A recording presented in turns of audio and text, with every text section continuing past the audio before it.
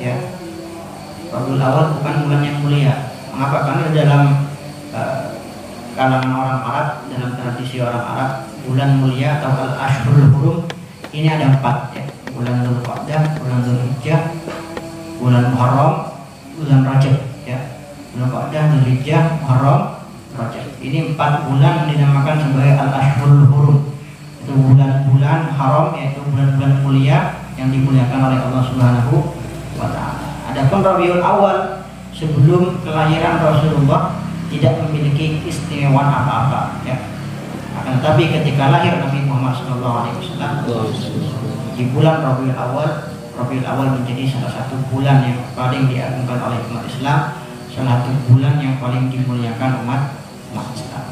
Ini salah satu hikmahnya mengapa Rasulullah SAW tidak dilahirkan di bulan-bulan mulia ya. Tidak dilahirkan di bulan Dzulqa'dah, Dzulhijjah, Rajab ya, atau Muharram. Ini agar kita tahu bahwa kemuliaan Rasulullah SAW ya, tidak terkait dengan apapun ya. Rasulullah mulia bukan karena waktu, Rasulullah mulia bukan karena tempat ya, tapi Rasulullah SAW sudah mulia dari asalnya karena beliau merupakan makhluk yang paling dicintai oleh Allah Subhanahu wa taala. Nah, asal usul perayaan Maulid Nabi ya. Ini asal usul perayaan Maulid Nabi dikatakan oleh para ulama, dalilnya banyak sekali ya, dalilnya banyak sekali. Salah satunya adalah dalam Al-Qur'an ketika kita ingin membahas dalil perayaan Maulid Nabi Muhammad SAW dalam Al-Qur'an, yaitu firman Allah Subhanahu wa taala, "Qul bi fadlillahi wa bi rahmatihi fabidzalika falyafrahu huwa khairun mimma yajma'un." Qul bi fadlillah, katakanlah bi fadlillah dengan keutamaan Allah, wa rahmatihi dan kasih sayang Allah, fabidzalika falyafrahu. Maka dengan hal itu ya, maka hendaknya orang-orang bergembira, maka hendaknya kalian bergembira karena keutamaan Allah Subhanahu wa taala, karena anugerah Allah Subhanahu wa taala, karena rahmat Allah Subhanahu wa taala. Sedangkan di dunia ini ya, dari ayat ini sekali lagi bisa kita pahami, kita diperintahkan oleh Allah Subhanahu wa taala untuk gembira atas nikmat yang diturunkan oleh Allah Subhanahu wa taala, untuk merasa bahagia atas anugerah, atas rahmat, kasih sayang yang diberikan Allah Subhanahu wa taala. Sedangkan di dunia ini tidak ada anugerah yang lebih agung, tidak ada nikmat yang lebih besar dari nikmat kelahiran Nabi Muhammad SAW. Karena tanpa kelahiran Nabi Muhammad, kita tidak akan pernah bisa merasakan nikmat-nikmat yang selama ini kita rasakan. Kita tidak akan pernah bisa merasakan nikmat sholat, kita tidak akan bisa merasakan nikmat puasa, kita tidak akan pernah bisa merasakan nikmat mencari ilmu ya, mencari ilmu agama dan lain sebagainya. Kita tidak akan pernah bisa merasakan nikmat beriman kepada Allah Subhanahu wa taala, nikmat mengenal Allah Subhanahu wa taala. Bahkan tanpa kelahiran Nabi Muhammad SAW, kita tidak akan pernah memiliki wujud apapun di dunia ini.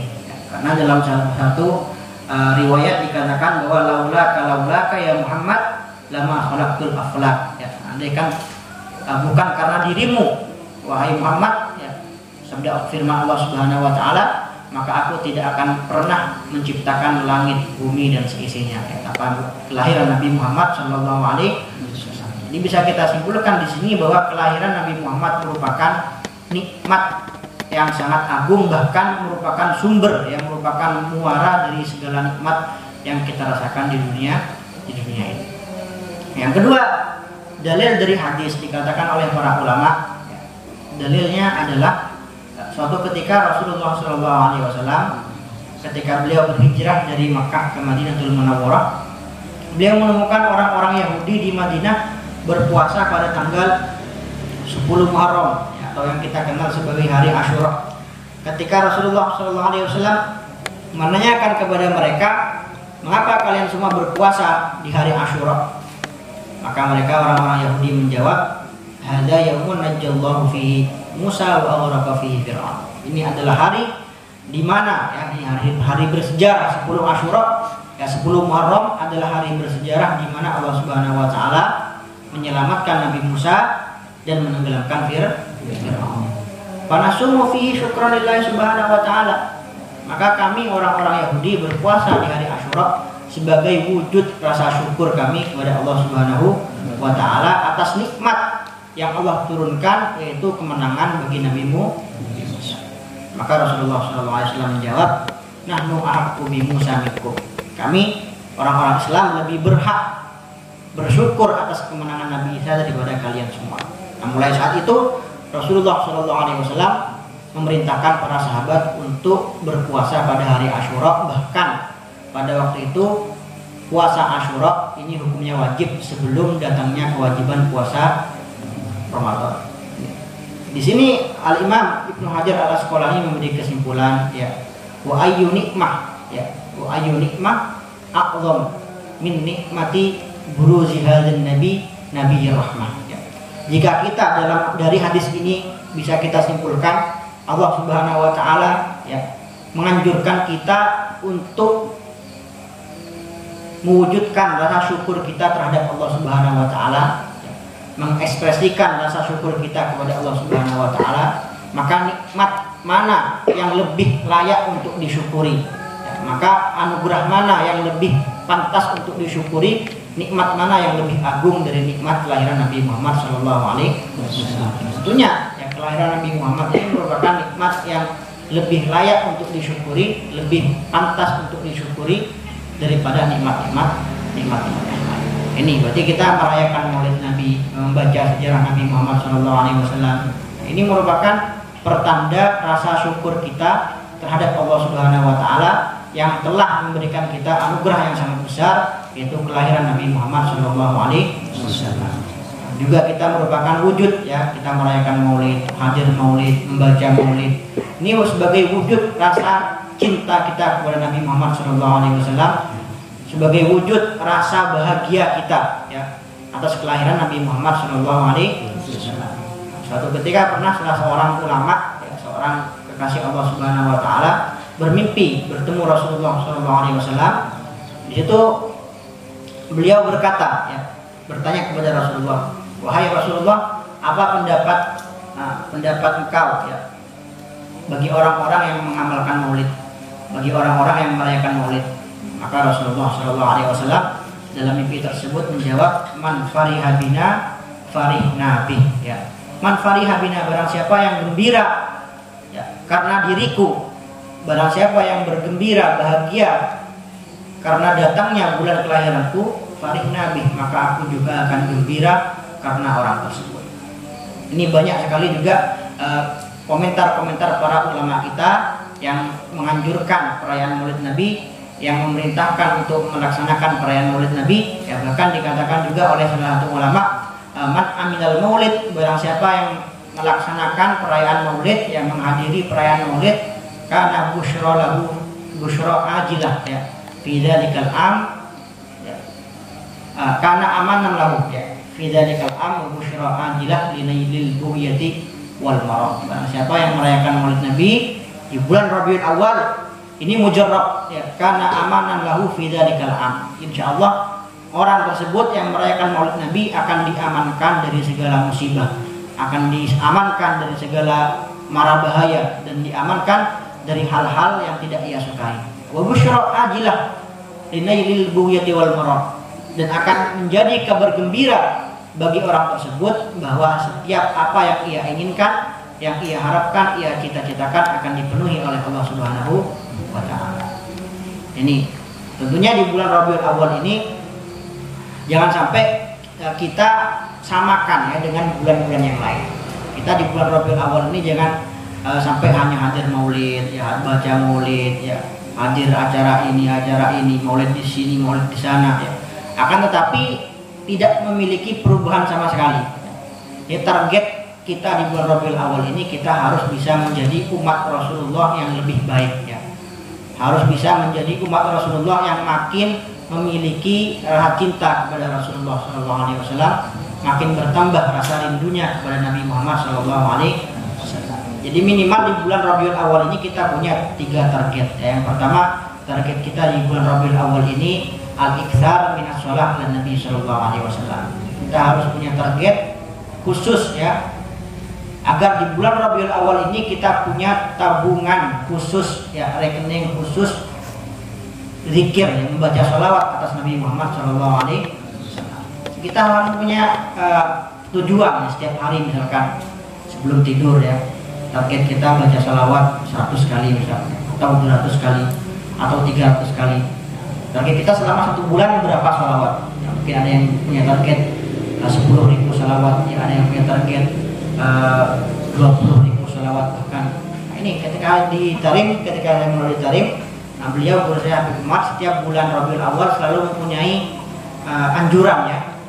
Bulan Rabiul Awal ini baca sholawat ini, beliau punya sirat khusus sholawat yang beliau anjurkan untuk dibaca setiap bulan. Ini ada targetnya, setiap hari berapa, sehari berapa, 100, 2 hari 200, 3 hari 300. Yang penting di bulan Rabiul Awal ini jangan sampai hari kita sepi dari membaca sholawat Nabi Muhammad SAW, karena man ahabba syai'an aktsara min zikrih ya, man ahabba syai'an aktsara min zikrih, seperti yang diceritakan oleh guru saya Habib Umar, yang beliau pernah bercerita, pernah ada seorang wanita yang di Suriah, di Damaskus Suriah, pernah pergi ke seorang ulama. Ketika pergi ke seorang ulama, sowan kepada beliau, wanita ini belum menanyakan masalahnya, belum menjelaskan apa masalahnya, tiba-tiba wanita ini nangis ya, nangis. Ditanya oleh syekh tersebut ya, mengapa kau menangis? Apakah karena ayahmu terbunuh? Mungkin ayahmu terbunuh, karena waktu itu Suriah masih dalam keadaan konflik ya, sampai sekarang juga ya. Mudah-mudahan Suriah, ya, Irak, Yaman dan negara-negara Islam yang lain cepat diberikan keamanan oleh Allah Subhanahu Wa Taala. Amin.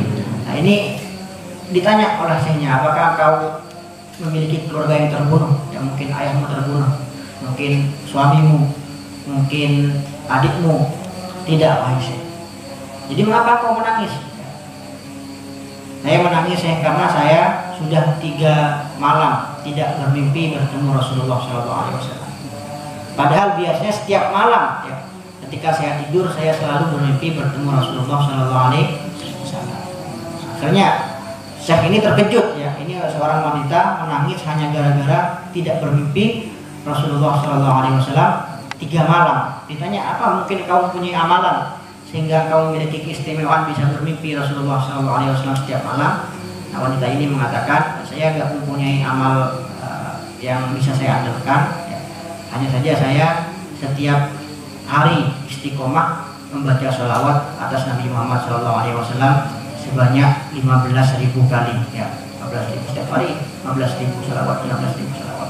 Tidak heran ya, jika wanita ini memiliki keistimewaan bisa bermimpi bertemu Rasulullah SAW. Ini pertama, target kita banyak membaca sholawat Nabi Muhammad SAW. Nomor 2, target kita ini adalah lebih mengenal sosok Rasulullah SAW. Kita lebih kenal bagaimana sosok Rasulullah. Membaca mungkin punya target di dalam bulan Maulid ini, kita punya target hatam kitab Syama'il ya. Syama'il kita tentang kepribadian Rasulullah, kitab tentang kehidupan Rasulullah, kitab tentang sejarah Rasulullah ya. Ini yang dinamakan kitab Syama'il, adalah kitab-kitab yang menjelaskan tentang sisi-sisi kehidupan Rasulullah, bagaimana beliau berjalan, bagaimana beliau minum, bagaimana beliau tidur, bagaimana beliau bersama keluarga. Nah, di bawah ada kitab Wasailul Usul ya, kitab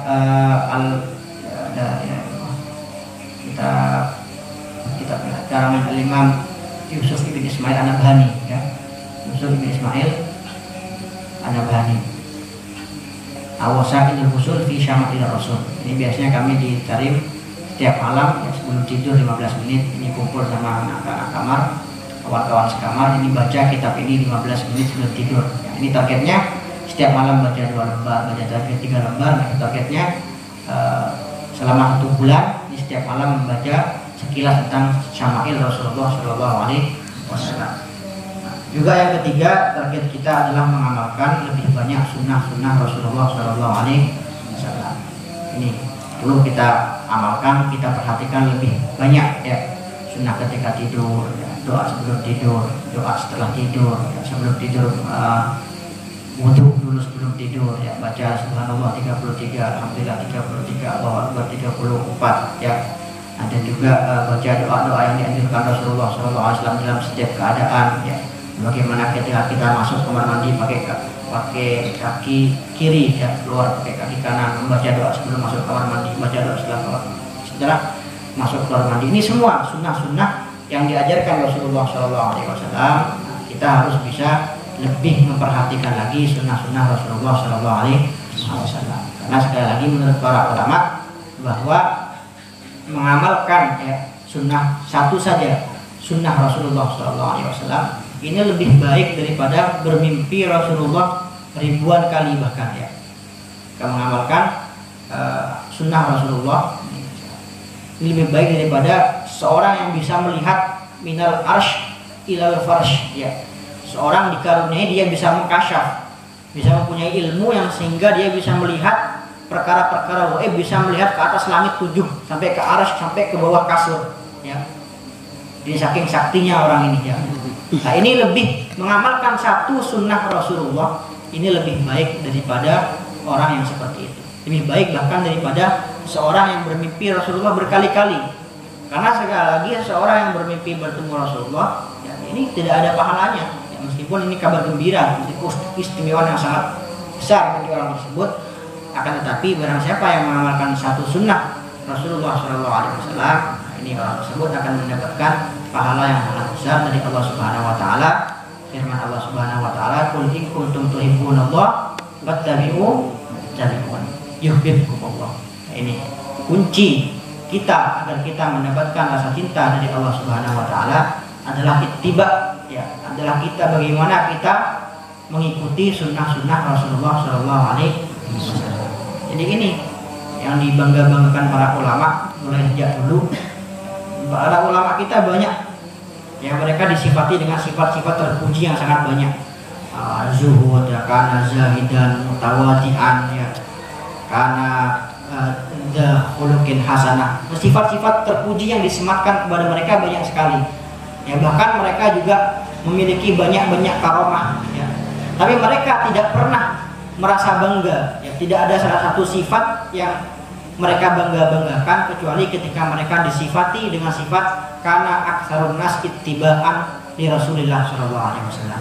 Atau kana syadidal ittiba' li Rasulillah sallallahu alaihi wasallam. Ini adalah sifat yang paling agung yang dibanggakan oleh mereka ya. Yang selalu dicari oleh mereka adalah bagaimana mereka menjadi orang yang sangat perhatian dalam mengikuti sunnah-sunnah Rasulullah sallallahu alaihi wasallam, dalam mengikuti akhlak-akhlak beliau, dalam mengikuti jejak sejarah beliau dan lain sebagainya. Ini sifat yang paling dibanggakan para ulama kita adalah syadidul ittiba' li Rasulillah sallallahu alaihi wasallam. Jadi mudah-mudahan dengan masuknya bulan Rabiul Awal ya, di malam hari ini kita insya Allah bisa digolongkan dengan mereka para pecinta Rasulullah sallallahu alaihi wasallam, para perindu Rasulullah sallallahu alaihi wasallam, dan insya Allah juga akan menjadikan orang-orang yang dicintai Rasulullah SAW, dirindukan oleh Rasulullah SAW, dan mendapatkan syafaat ridho dari Rasulullah SAW di hari kiamat. Amin Allahumma amin. Ala dunia saya oleh hadirin